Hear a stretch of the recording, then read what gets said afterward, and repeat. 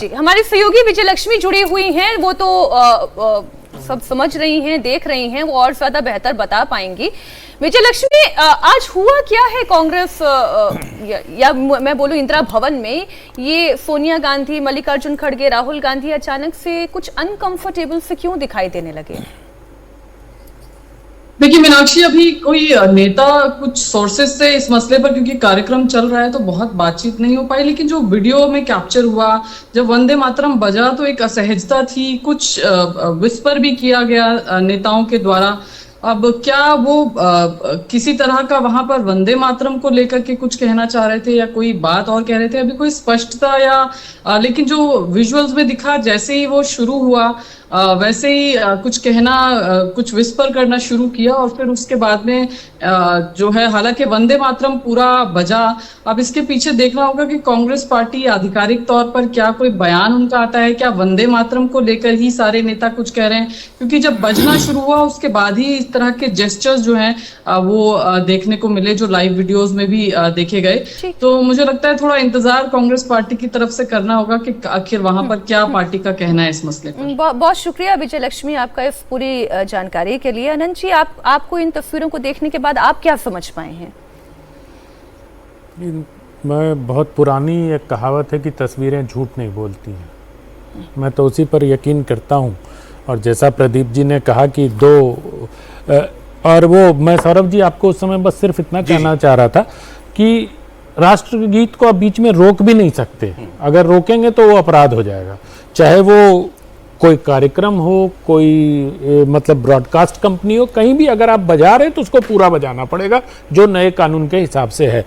यहाँ क्या दिखता है हमें, देखिए ये देखिए, अभी राहुल गांधी ने अपनी बाईं तरफ देखा जिधर सोनिया जी और खड़गे जी खड़े हैं और कुछ बोला भी लगता है ऐसा। अब थोड़ा और वीडियो उन्होंने थोड़ी अपनी आईब्रोज उचका के ऐसे करके लाइक व्हाट इज हैपनिंग, क्या हो रहा है, हाँ मतलब क्या हो रहा है। उसके बाद खड़गे जी ने हाथ उठा के किसी को बुलाया, जो हमें तस्वीरों में दिख रहा है, और सोनिया जी भी पलट गई। और यहाँ पर रेखांकित अंडरलाइन करने की बात यह है कि इस समय बज रहा है राष्ट्रगीत और सोनिया जी और खड़गे जी दोनों किसी को तलब करके और उससे कुछ पूछताछ कर रहे हैं।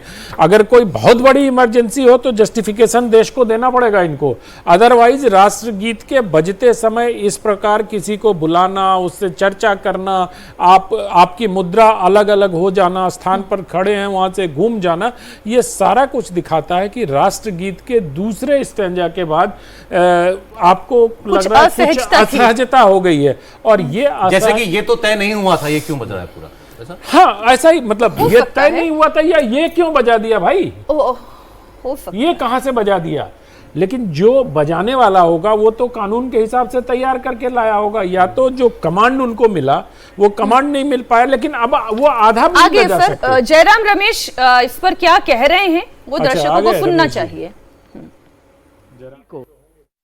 कोई रोकने का कोई प्रयास नहीं था, कोई रोकने का प्रयास नहीं था, क्योंकि लंबे समय से कांग्रेस अध्यक्ष खड़े हुए थे।